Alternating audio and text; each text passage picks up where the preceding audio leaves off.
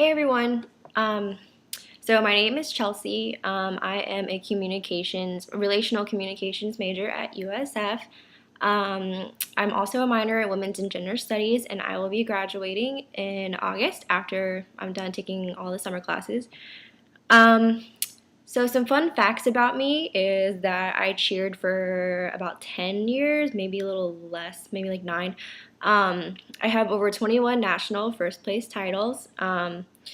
I have worked in retail for about 5 years, and it's kind of bittersweet. I like it and I hate it at the same time. And also, I'm a huge geek. I love like superheroes and Doctor Who. I'm a huge Whovian. Um, I love Lady Gaga, a bunch of random stuff. But yeah, so that's about me. I'm going to go through all the questions and whatnot for the project, and I will show you my art piece at the end. Okay, so I'm going to talk about which concepts and principles from the readings were implicated in the film and how. My first point I want to make is from Shankman on page 5, the three core facets of consciousness of self, others, and context. So Mandela was awesome at his self-awareness. So he was always aware of his abilities and his emotions throughout anything that he was doing, and he was always confident in himself.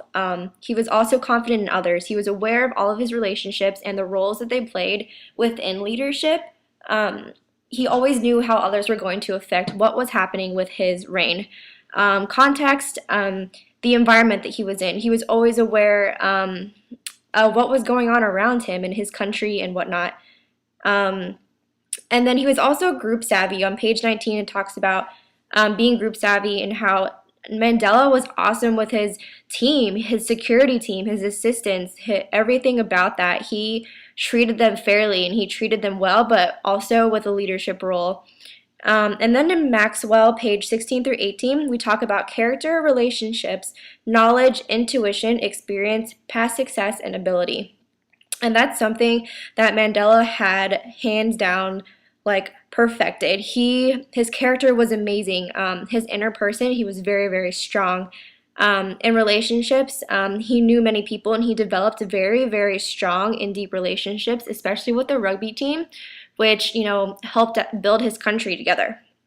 Knowledge, he was very aware and was always studying everything and what he knew, and he knew that information was vital to everything that he was doing.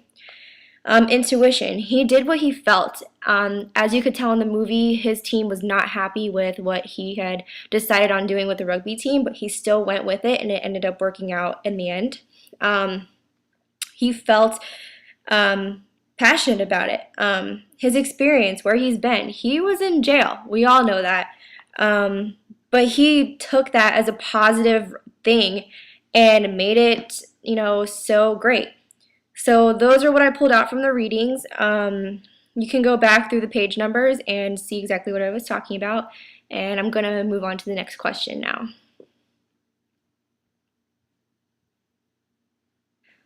So the next question is, what kind of leadership do you think Nelson Mandela was employing when he decided to utilize the Rugby World Cup to bring together South Africa? What skills did he need and what experiences might have prepared him for this type of leadership? So Mandela knew that he needed to take all of the focus off of himself, and he needed to put it on something that would bring his country together. Just like in America, we use sports such as football and events like the Super Bowl as a way to bring people together. Mandela knew that by making the rugby team successful, the people in his country will begin to unite and have faith that their country can prosper.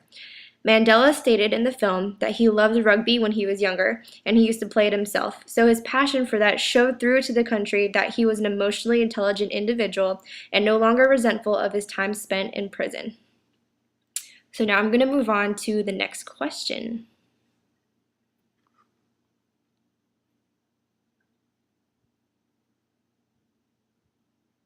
So the next question is, in his first meeting with Pinar, Mandela tells him a leader's job is to get followers to believe they are capable of doing more than they think possible.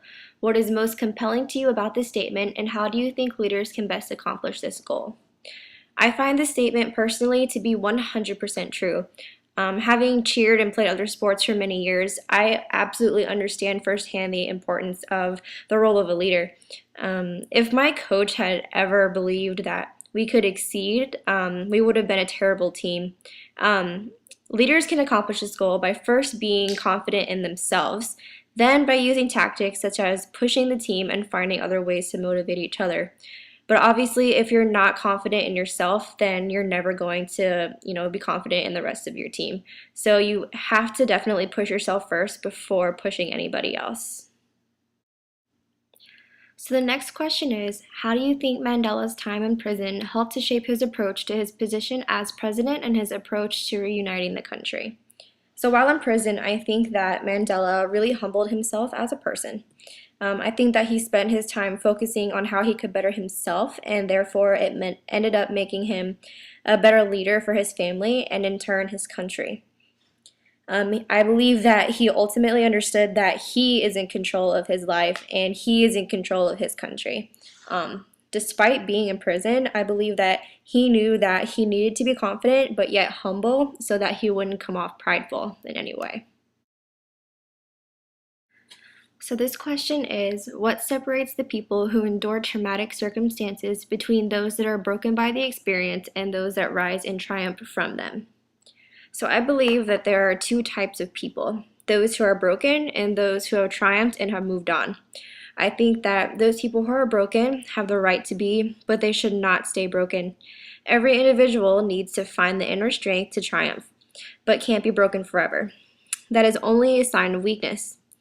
Being able to triumph over something shows so much character in a person, and I think that being able to overcome hardships is an amazing thing, and it shows that strength can come from times of weakness.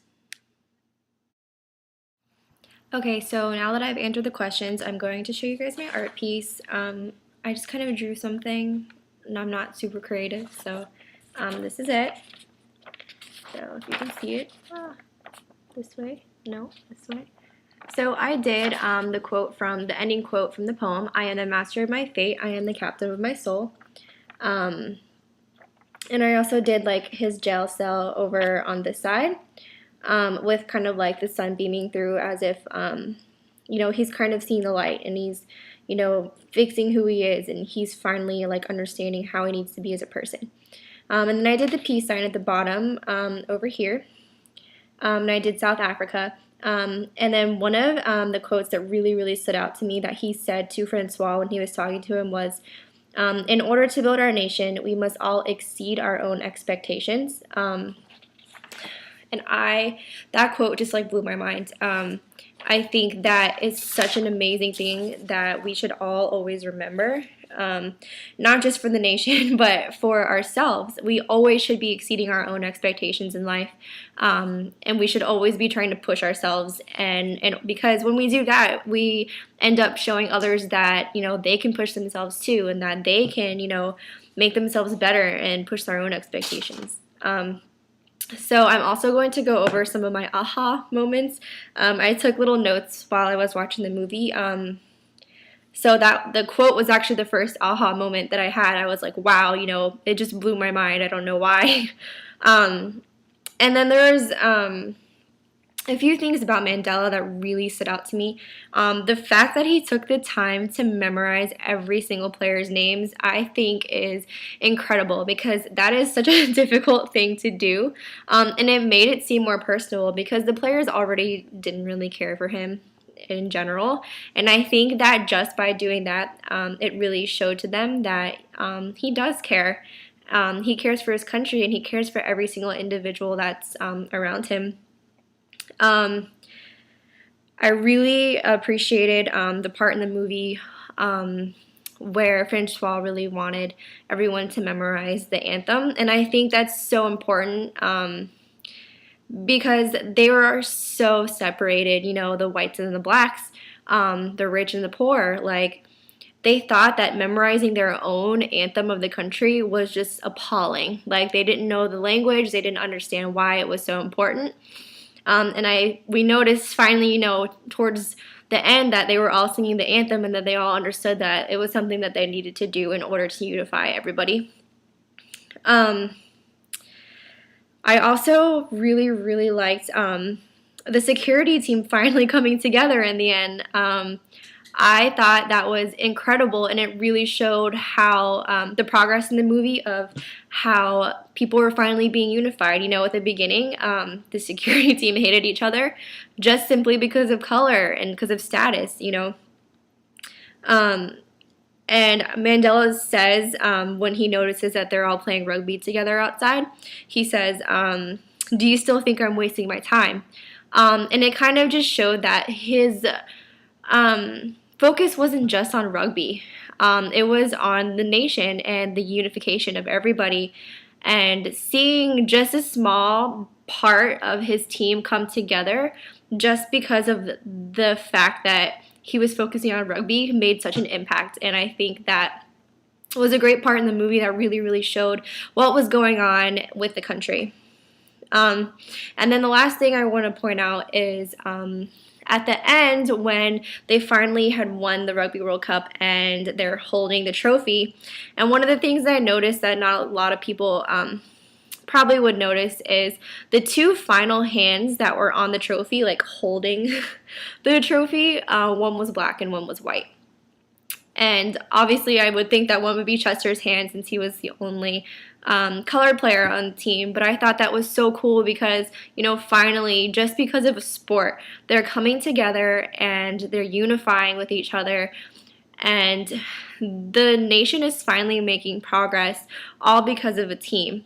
And I think that's just so cool that, you know, Mandela was able to pull that off. You know, it wasn't all him. It was him being able to persuade Francois into being a better leader and to pushing his team, making them understand that, you know, just a small team can influence an entire country. So those are my main aha moments. And yeah, that's it. That's the end of my video. I guess I will see you guys next week. Bye.